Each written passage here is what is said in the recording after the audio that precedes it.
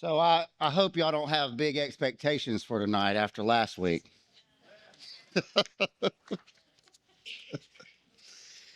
I don't know how many times I heard tonight since I've been here. You're bringing less tonight, Jeremy. I heard you're bringing less. So yes, that is what y'all are going to get tonight is less. And my name is Jeremy. I'm a grateful believer in Jesus who is in recovery for alcohol and drugs, but I am here to work on my approval addictions, my codependency, and my just everything. If this is your first time here, I think that I can speak for a lot of us in this room when we say, welcome home. All right. Can I get a clap for that, y'all? Come on, let's go. Clap for the newcomer. Seriously, you didn't end up here on accident. Most of us came up that hill because our pain finally outweighed our fears. I know that was the case for me, and Celebrate Recovery gave me a place to stop hiding and to start being honest. And it can do the same for you. Tonight, we are going to finish up Powerless. If you're tired, if you're worn out, or if you're just done trying to hold it together, you're in the right place. And this is the right lesson for you. So let's get started. Principle 1. Realize I'm not God. I admit that I am powerless to control my tendency to do the wrong thing and that my life is unmanageable. Blessed are the poor in spirit, for theirs is the kingdom of heaven. Matthew 5:3. And then step 1, we admitted we are powerless over our addictions and compulsive behaviors and that our lives have become unmanageable. For I know that good itself does not dwell in me, that is, in my sinful nature. For I have the desire to do what is good, but I cannot carry it out. Romans 7:18. I have the desire to do what is good, but I cannot carry it out. That verse right there, y'all, is not weakness. That verse is power. It's honesty. See, recovery doesn't start when we try harder because, look, I tried 25 times before I got here to try harder, and it never really worked out for me. It's when we finally admit that I don't have the power to fix me. Last week, Allie introduced 4 actions to you, 2 things that we have to stop doing and 2 things we have to start doing to fully engage principle 1. I know Allie went over these last week, but I feel like we should still revisit them as we get started because if we don't stop these things and start doing the other things, it's hard to get our recovery off the ground. So the first one is this: stop denying the pain. Wade taught us 3 weeks ago about denial and what effects it has on our lives when we refuse to accept it. Denial has a lot of bad qualities, but the worst one to me is that it lengthens the pain.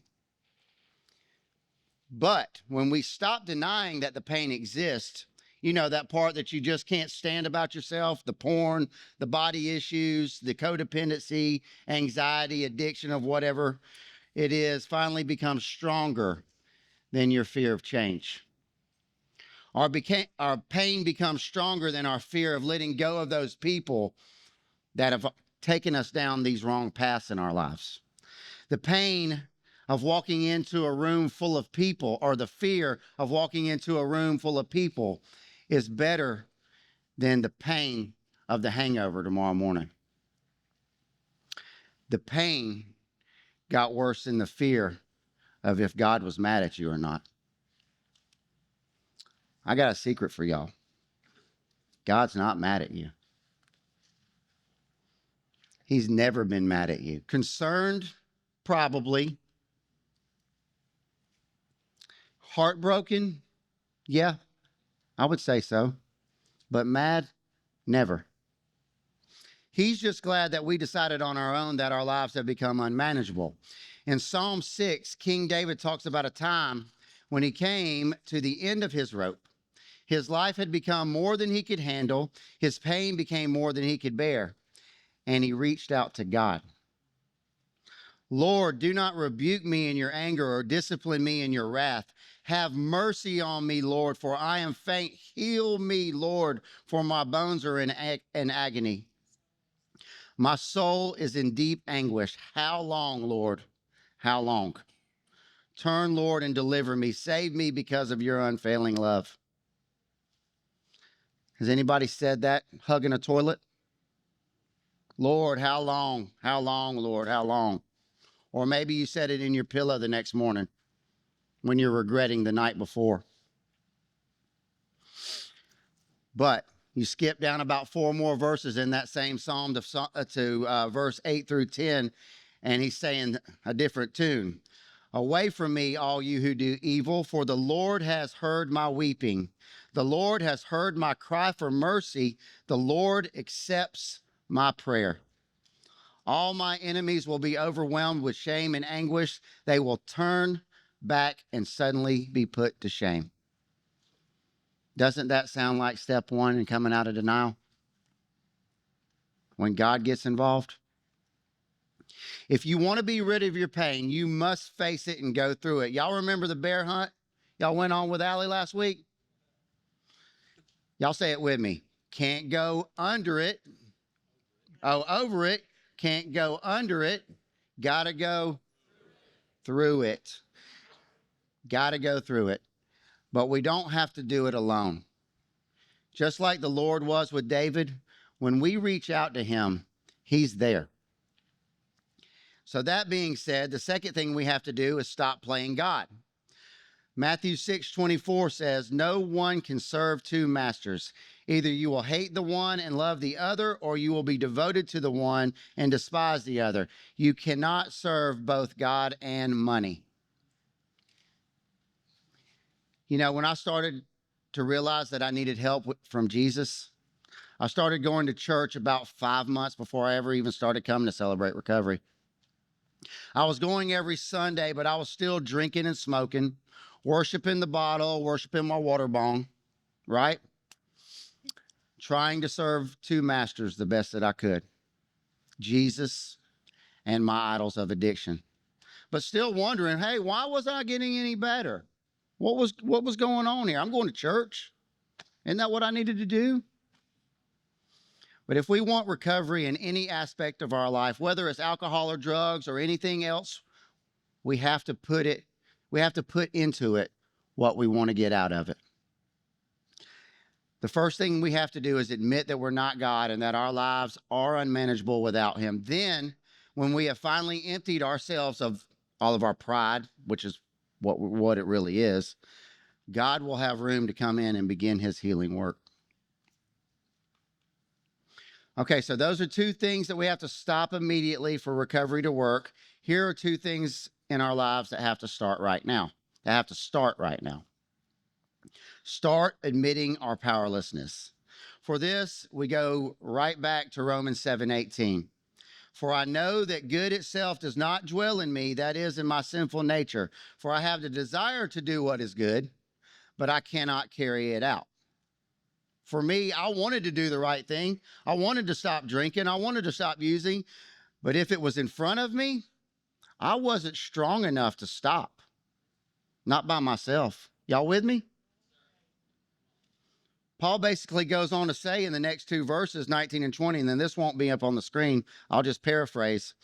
I keep doing the very things I've already decided I don't want to do. I keep doing them. And I don't do the things that I know I should be doing. And when that keeps happening, it proves that I don't have the power to fix me on my own. Something inside of me is running the show. And y'all, that's my struggle right there. Y'all relate? And Paul talks about it 2,000 years ago. This is not new news. But it's comforting to me that this struggle has been going on for a long time. I'm not the only one struggling in this room. That's the moment we have to admit our flesh is weak and we can't do this on our own. We are powerless and we have to have God. Jesus says it plainly in Matthew 19:26. With man, this is impossible, but with God, all things are possible. When we keep failing at self-control, it finally hits us. We're not God, and we don't have the power to change ourselves. And that realization sets us up for this last action. Start admitting that our lives have become unmanageable.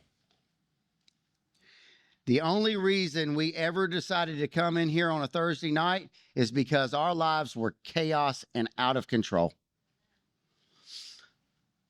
Up to this point, right? Up till the day that we walked through the door, we did what Ali said last week.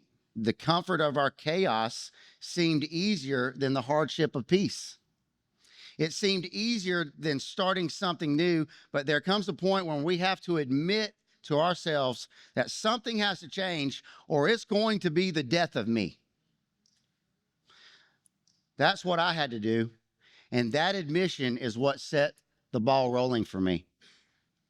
It's what choice I made when the pain was too much to bear. I hurt everyone around me. Nobody wanted to be around me, especially my loved ones. They'd had enough. And something finally said inside of me that this has to stop. So, tonight, I will be finishing up the acrostic Powerless that Ali started last week. And just like any good husband does, I gave her all the power, and I was happy to take less. Yes, sir, I am here to lower the expectations. But you know what? It's actually step one in recovery. Y'all feel me? Lowering expectations of ourselves and starting to trust God. So my prayer throughout this whole lesson is that you get what you need out of it to believe that you are capable of getting better. There is hope here, but it will take more of God's power and less of your own. So, if you missed Allie's first 5 Serenity Robbers last week, we have a QR code right up here to scan. So I'm going to give y'all 11 seconds to get your phones out and scan that if you were not here last week. It's available on both video and podcast. All right, time's up. All right, so let's jump right into the last 4 Serenity Robbers we have to be rid of so our recovery can move forward, because these Serenity Robbers don't just steal peace, they keep us stuck. And the first one tonight is loneliness. That's the L in your acrostic. How does loneliness rob us of peace? Well, addiction and character defects can cause us to isolate. The reason we isolate usually is because our addiction or whatever we're trying to hide is easier to deal with if we distance ourselves from everyone. I started out as a social drinker, and there's a few people in here that actually knew me when I would go to the bars. I would go to the bars and I would go to friends' houses, but over time my addiction began to be more and more control over me, to the point where I was calling people in the morning to find out what I said and what I did last night, or where my truck was, or dude, do you have my wallet? It's very embarrassing. It was very embarrassing for me. Not to mention, it wasn't long before I was getting kicked out of those same bars, and I wasn't getting invited over to friends' houses because I wasn't the person you wanted to be around when I was drinking.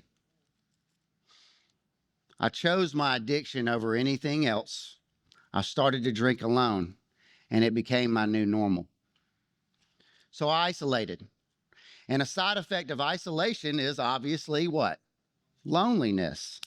I started isolating because I was believing that I was who my addiction said I was. The shame and guilt of the things I did and the people I hurt while I was drunk is what I identified as. No one wants to be around you, bro.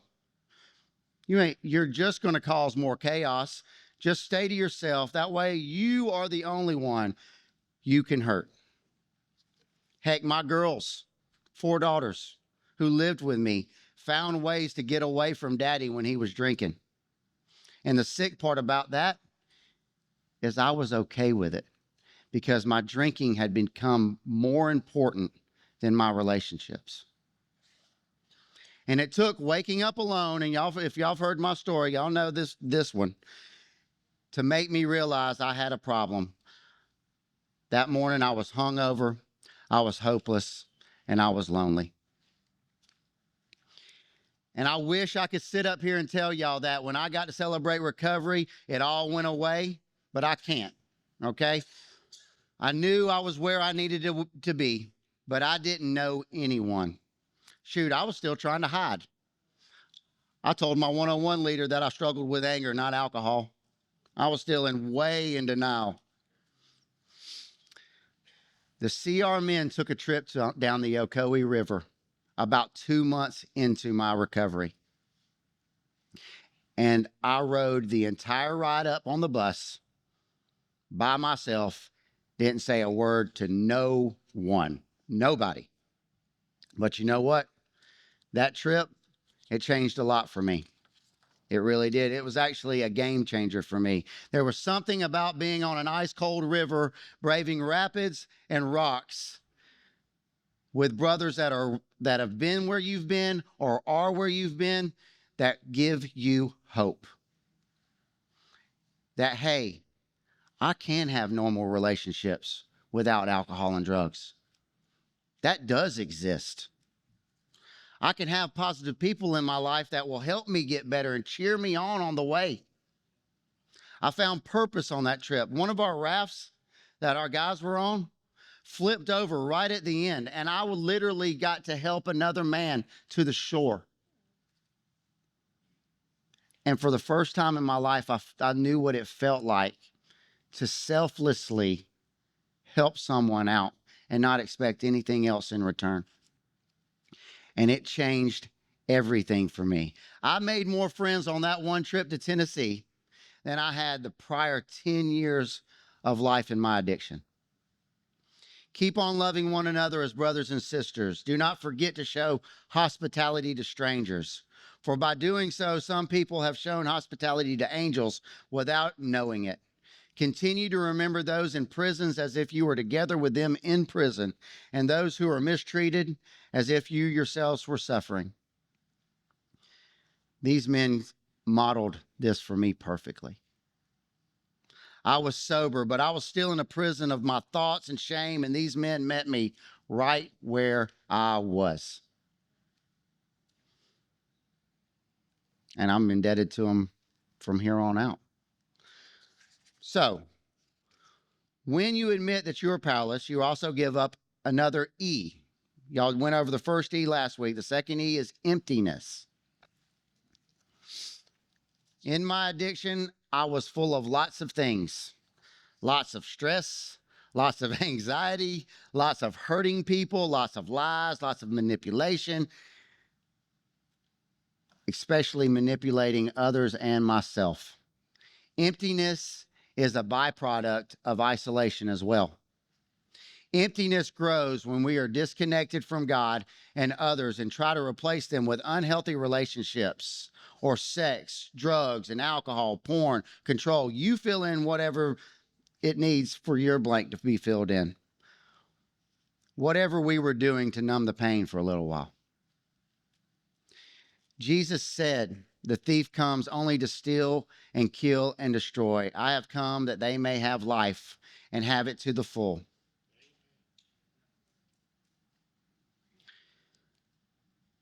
One other thing I was full of in my addiction was selfishness. That's the first S. Selfishness robbed a lot of peace from my life. Addiction breeds selfishness. Am I right? Like I mentioned earlier, my needs came before anybody else's, including my own family. I would find reasons to not go to family events. I would find reasons to not take my kids to school functions or friends' birthdays. And if we went to them, we were always the first ones to leave, because I would end up being irritated if it was taking longer than it should have, because I was on my time and my needs came before anybody else's. Lying was part of my life. I could lie right to your face, like look you dead in your eyes and lie to you. In my addiction, I didn't think twice about it until I got caught in them and looked like a fool stumbling over my words, backtracking and trying to save some kind of credibility. But that's what addiction does. It makes us care about no one but us, right? Just selfish. The truth is, selfishness is just a symptom of our hurts, habits, and hangups. It's not who we are. I don't feel like I'm a naturally selfish person, but when my sinful nature takes over, watch out, because it's only about me. We are children of the Most High, but when we are faced with fear, pain, or vices in our life, selfishness can be our defense. Got to make sure I'm okay first. So, in recovery, transitioning from selfishness to selflessness is an ongoing process. So, how do we do it? How do we go from only caring about ourselves to putting others first? Good answer, Eddie. First, it's coming. First, we have to give up control. We have to admit our powerlessness and our lives are unmanageable. Lay it at the cross and ask Jesus to take it away from you. Luke 17:33, Jesus tells us, whoever tries to keep their life will lose it, and whoever loses their life will preserve it. The next thing we have to do is be honest about everything. 95% truth is still a lie. Credibility is a big thing to lose, and it takes a while to regain other people's trust. For me, it took years. My kids were probably the hardest of them all, believe it or not, as much as they love me. I had lied to them so many times about, hey, this is my last drink, baby girl, I promise. I'm not drinking anymore. This is it. Tonight's the last night. Just to go right back to it a few days later. I usually wouldn't go right back to it the next day because my head would be on fire. But the next day after that, I'd be right back at it. And even when I got here, they didn't trust it. They didn't trust it here just because I walked in to celebrate recovery. They wanted to believe that I was for real, but they had their doubts, as they should have. I tried to quit hundreds of times. When we come out of denial and admit our powerlessness to what has controlled us for so long and admit that hard truth, because that's a hard truth to admit, right? Any other truths we need to own become a piece of cake, but it does take time. But like Eddie said, the best way to step out of selfishness is to start serving. Serving others forces us to put others first. It can be passing baskets during the offering, meeting people at the front door and welcoming them in, helping someone new find a seat, maybe helping in the community cafe with cake and coffee at the end of small group. Whatever or wherever you serve is huge in moving your recovery forward. It's impossible to move forward in your recovery if you are not serving others. We have to give it away to keep it. All right, so the last letter is S for separation. All right. Some people talk about finding God like he wandered off somewhere and we've got to go track him down. Let me clear that up for you if you have any kind of doubts there. God has never been lost. If you feel distant from him, it is not because he left you. It's because something got in your way. Probably pride, if I'm guessing, or shame or guilt. Sin, shame, addiction, control, they don't remove God from our lives, but they do hurt our connection to him. They make it feel like he's far off, right? even when he's standing right there beside us. How you think you got through that hangover? Wasn't by your doings. Wasn't by my doings. And here's a good question to ask when God feels distant. Who moved? I'll save you the suspense. It was not him. The truth is, separation from God is something we feel. It's not something that actually happens. God doesn't walk away when we mess up. That's not in his repertoire. He doesn't disconnect when we relapse. He doesn't ghost us when we fall back into our old patterns. He's still right there. Paul says it like this: "For I am convinced that neither death nor life, neither angels nor demons, neither the present nor the future, nor any powers, neither height nor depth, nor anything else in all creation will be able to separate us from the love of God that is in Christ Jesus our Lord." Am I right? So as we close tonight, I just want to say this: powerless is not a bad word. It's not a weakness. It's not a failure. Powerless is when things finally start to change. Because powerlessness is the moment we stop lying to ourselves. It's when we stop pretending that we've got this under control, stop trying to fix ourselves and stop trying to be God, and we finally say, hey, I can't live like this anymore. I am at my limit. And honestly, that's a great place to be. Because powerless, whoops, I about read the same thing again.